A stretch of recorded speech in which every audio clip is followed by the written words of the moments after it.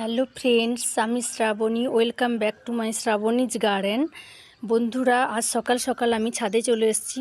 বন্ধুরা, কালকে রাত্রে কালবৈশাখী ঝড়ে আমার ছাদ বাগানের অনেক কিছুই ওলট পালট হয়ে গেছে। আমার গ্রিন নেটটা ছিঁড়ে নেমে গেছে নিচে। আর আমার যে লতানো গাছ, লাউ গাছ, কুমড়ো গাছে চিচিঙ্গা গাছ দিয়েছিলাম, তার জন্য জাল দিয়েছিলাম, সে জালও ঝুলে নেমে এসছে। বন্ধুরা, এই দেখুন সব কিছু কেমন ওলট পালট হয়ে গেছে। তো সেই ওলট পালটের মধ্যেও বন্ধুরা, আমার গাছগুলো বৃষ্টির জল পেয়ে কিছুটা তরতাজা হয়ে উঠেছে। এই দেখুন, আজকে সকাল সকাল এসে দেখি আমার জবা গাছগুলোতেও অনেক আজকে ফুল ফুটেছে।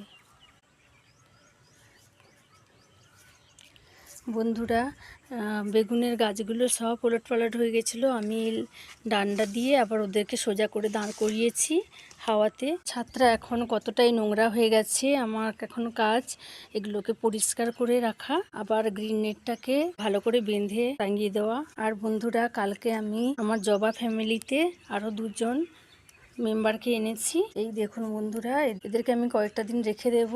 তারপরে এরা পরিবেশের সঙ্গে মানিয়ে নিতে পারলে তখন আমি এদেরকে নতুন করে রিপোর্টিং করব। দেখুন এই জবাটা কত সুন্দর না দেখতে।